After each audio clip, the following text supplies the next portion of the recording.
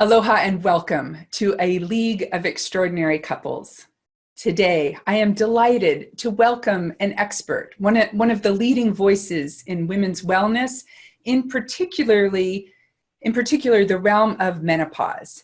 And Dr. Maish Saibal has written books, a best-selling book called The Estrogen Fix, and has an online digital magazine and has written all the books that you'll see behind him. He's a wealth of information in terms of women's health. He's on the faculty at Harvard Medical Center, I believe. And today I'm looking forward to diving deep into his personal relationship. So please greet our audience today, Maish. Well, first of all, it's very nice to be here, and I've done a lot of interviews in my time, but this is more or less a first about talking about a personal interview because most of it has to do with medical stuff or informing the public on general information or health information. So it's kind of fun to do that. It's a new opportunity. Wonderful. Well, thank you for taking the courageous leap to dive deep into your personal life for your audience and our expanded audience here to really learn how does it happen that we can have an extraordinary relationship. So let's launch there with you telling us a little bit about you've been married almost 33 years to your beloved Sharon, and we'd love to hear how you two met.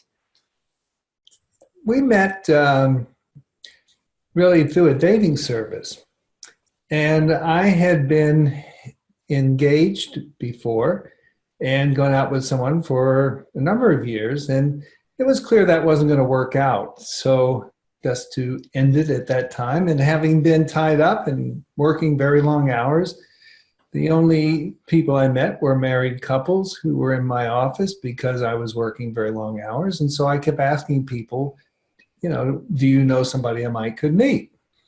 And finally, after a number of no's at that time, somebody said, I met someone recently through this dating service. So they gave me the name. I went over there. There's a long interview process. And to make a long story shorter, you could sign up for one date. You could sign up for 3 dates, or you could sign up for 10 dates. And not feeling too lucky at the time, as I wasn't doing anything, I said, I'll just take the 10 dates.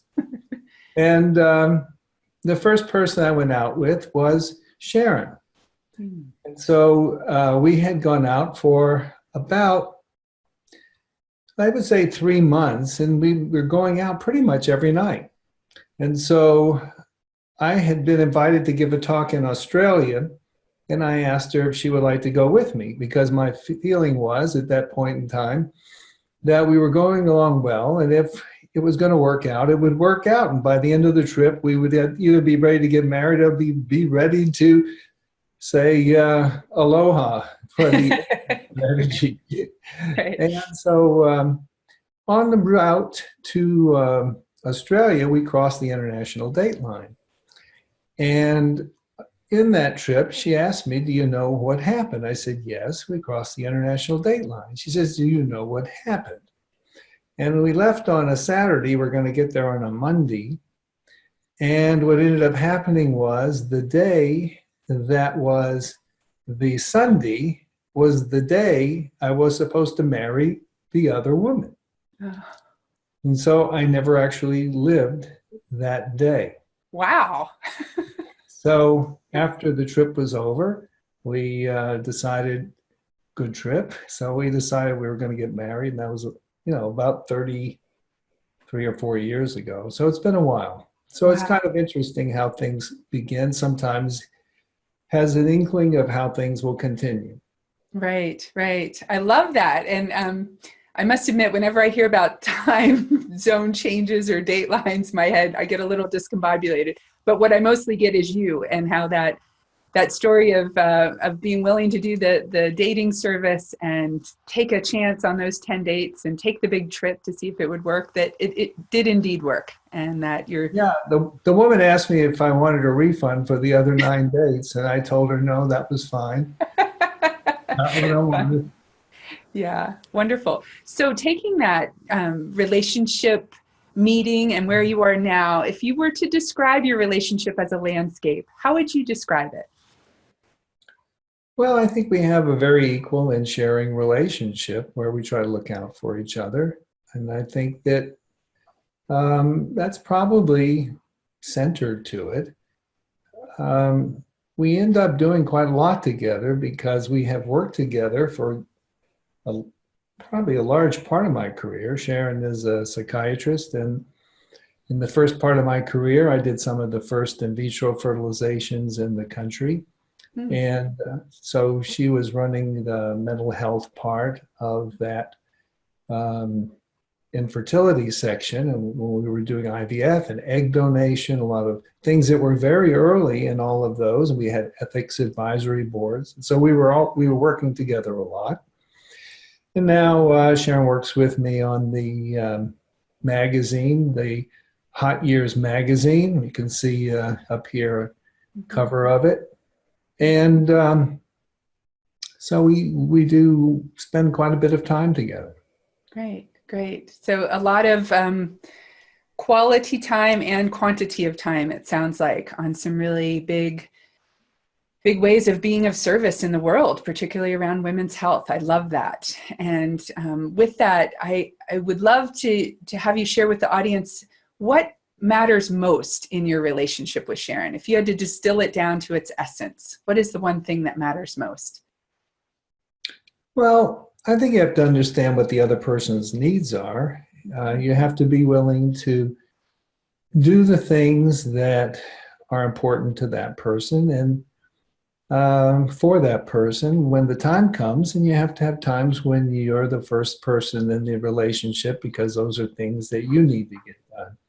But much of my career has really been defined by Sharon in some ways, because when I first began my career, I was, as I mentioned, an infertility expert. I did a lot of stuff at those days for the reproductive endocrinology world. And what ended up happening was that Sharon had lost many of the women in her family to cancer. As a matter of fact, many of the women had died before 50. Some had died in their 40s, usually from ovarian cancer. Hmm. And there was a point in time, as she reached past 40, she was quite worried about cancer, and understandably. And what ended up happening was there was you may remember there was a report called the Women's Health Initiative, which was a study, the WHI study, which suggested, and I might say incorrectly, that estrogen caused breast cancer. And actually in this book up here, The Estrogen Fix, I explain why they got it wrong and how women can safely take hormones if they need them. It's all about the timing and when they begin them.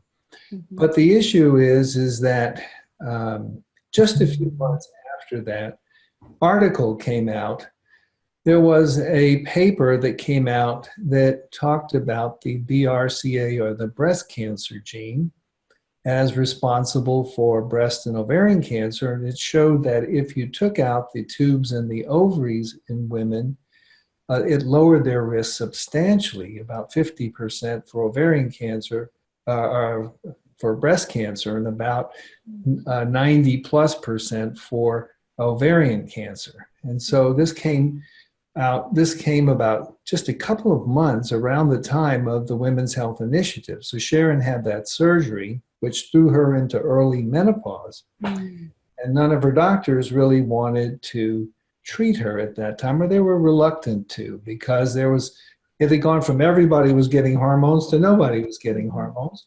And so I transitioned at that time from the fertility world into the menopause world, because I needed to figure it out so she wouldn't have to tough it out. So my career transition has been from reproduction to menopause. I've been doing that now for a good while, and probably taking care of about 10,000 patients in that window. But I'm very committed to that. But her personal story caused me to do that transition. And then, once again, that BRCA gene reared its head, because A lot of people are familiar with the BRCA or breast cancer gene. A lot of people know it can cause breast cancer or it can cause ovarian cancer. Less people are aware of the ovarian cancer, but it certainly can.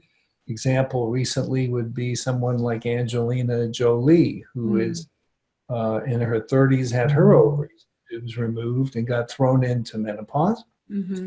And so what happened was, what people don't realize is that there's a much greater increased risk of pancreatic cancer. Mm-hmm. And so about 6 years ago, that's what happened. Sharon got pancreatic cancer.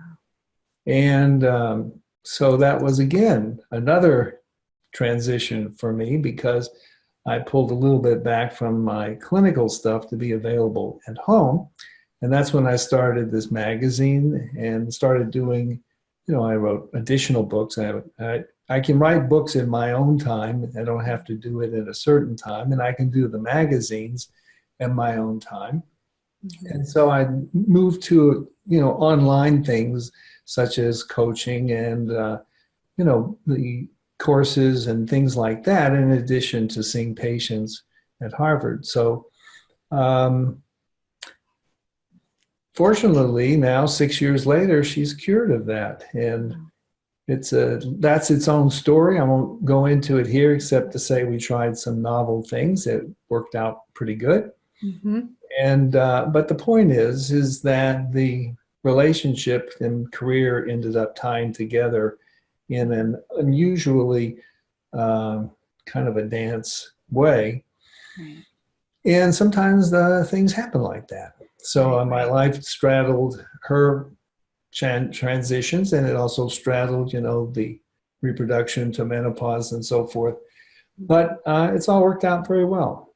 Yeah, beautiful. Well, what you've really shared with us is more of a magnification of what you said was the essence of what matters most in your relationship, is being willing to be aware of what does my partner need in this moment. And you were able to recognize those needs and adjust not only what was needed in the personal relationship, but how to work that professionally. And in doing so, help thousands upon thousands of other women. So that's a real magnification of that focus. So thank you for sharing that story and the journey you've been on with your wife over these different challenges as they come up. And so if we could bring it back to a daily snapshot, when challenges come up now, say you have a moment of negativity or conflict, something comes up, how do you dissolve that negativity in the space between in your relationship?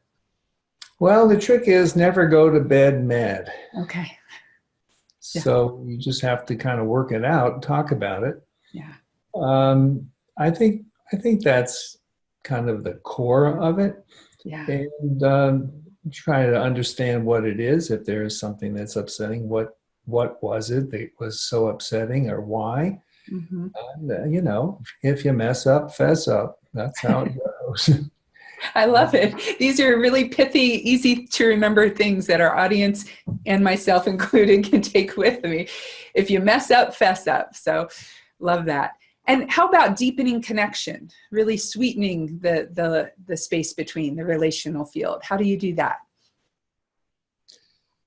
Well, who you end up with as a partner, I tell my kids this. I mean, I think it's one of the big decisions you make in your life. I mean, that'll make you or break you, because if you're living in conflict, that's not going to do much for you health-wise or emotionally or, work-wise or anything else. And if you live in harmony, then I think it enhances the other things. So, choose wisely. And I think that's the main thing. And just realize it's give and take. You have to deal with both your needs and another person's. And sometimes neither, because you have family members like kids and parents that come into the picture, and they have needs sometimes that supersede yours. So you just have to, you have to work it out. I think every couple has their own dance. If they have a working relationship, then they're in a relationship where they've done some working it out. Yeah. And just keep negotiating. Right. Thank you for that. And And I'm going to ask a question that I haven't asked my other guests because it didn't come up. But in terms of someone like myself who's going through perimenopause, and when I have that wave of irritability come up, could you, I'm imagining there are other people on our audience today who are watching, listening to this, who might be going through that as well. And I wonder if, I love your quick tips here, if you just have a quick tip or a saying to help the woman when she's experiencing something like that, how she can relate to her partner, and or something for the husband to respond to in that space. I hope that question is clear. That's a question that I could spend a 2-day course on. Just one thing. Yeah. The one thing is that listen to your body. If your body is acting different than it used to, if you find that your mood is a little bit off, you're a little more irritable, you're tired, cranky, your memory isn't what it used to be, if you're finding that your bladder isn't what it used to be, or your sex drive isn't what it used to be, realize things are changing, and none of this has to be part of getting older. Just look into it to see if you might be going through the change. And I would say that people think of it as something that happens to older people or in their 50s, but up to 10% of women hit menopause before 45. And symptoms typically start about 5 to 10 years before that. So it wouldn't be strange for women in their 30s to have symptoms. Their periods are irregular, their mood's a little irregular. Goodness, something's happening. Thank you. That went away. I'm sorry for that. People's moods are a little bit different. People's periods are a little bit different. People don't feel like they used to feel. And I think that all of that has to be listened to. And the nice thing about it is that with treatment, you can just about take care of all the symptoms. And I will say that one of the things I really wanted to do with my book up here, The Estrogen Fix, is to really explain to women the options, whether it's hormones or not. The main thing I would say is that you do have to, to figure it out so you don't have to tough it out. Okay. And if you do that, you'll find that life goes better. For the husbands, I think they have to be open to talking about it, because for men, it's just, maybe you should get the wife, go out to the car, put up the hood and say, what's going on here? Maybe she'll answer instead of the car, because I think a lot of it is there's a real discomfort, a lot of intimacy issues, discomfort and pain in that area, which isn't talked about. And that affects relationships. And then it gets into the couples feeling like, well, the husband thinks he's going to hurt the woman, and the woman thinks that he's not interested because now he's not doing anything. So there's a lot of misinformation. People go at each other at cross paths, and that requires awareness, talking about it.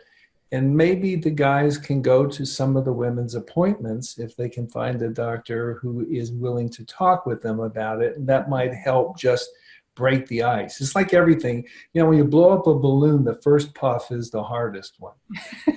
Then it's easy to blow up. So life is like that. So when you have a discomfort, the first puff is the hardest. So if you can break the ice on talking about it, you probably go a long way to just smoothing it out. Yeah. Beautiful, beautiful. I think you just left our audience with a wonderful invitation to deepen their intimate connection. Just the first puff, get through it. The first puff's the hardest. And then in terms of resourcing the couples out there, the women in particular who want to understand what's going on in their body, they need more information perhaps. And you've referenced your book a few times, The Estrogen Fix. And I believe for our free offering today, you have something to give our listeners. I do. I have a magazine. It's called The Hot Years, and you can get it free at hotyearsmag.com, hotyearsmag.com. And it's a digital magazine. It's a beautiful magazine. You can see one up here. Here's another one. This is the woman that started, these two ladies started the Zumba Gold. And so we have them doing exercises. And as a matter of fact, we have even in the we put issues in there that in each of the issues, you can also get, videos, because I cover the meetings and I interview the people that do talks at the conferences. And so there's videos of talks, there's some audio, there's exercises in them that you can see, videos and everything, in addition to the usual articles. And what I try to do is distill down for you the stuff you need to know so that it's easy to understand. Yeah. I love that. Thank you. That's a very generous offering. And what I'm really taking from this time is that we don't have to suffer. We don't have to toughen up to deal with it. And that there are solutions and resources to help us. And our relationship can be that resource when we tend to each other, when we look at what each other needs, and we're willing to take that first puff through the discomfort and talk about what's going on. Am I getting you? Is that a good summary? Get over it and jump in. I love it. What a great place to end our short, powerful interview. Get over it and jump in. Aloha, and thank you so much for your time today, Maish. It's been a delight getting to know you more and learning more about your personal relationship. It's been my pleasure. Aloha to you. Aloha. Thank you.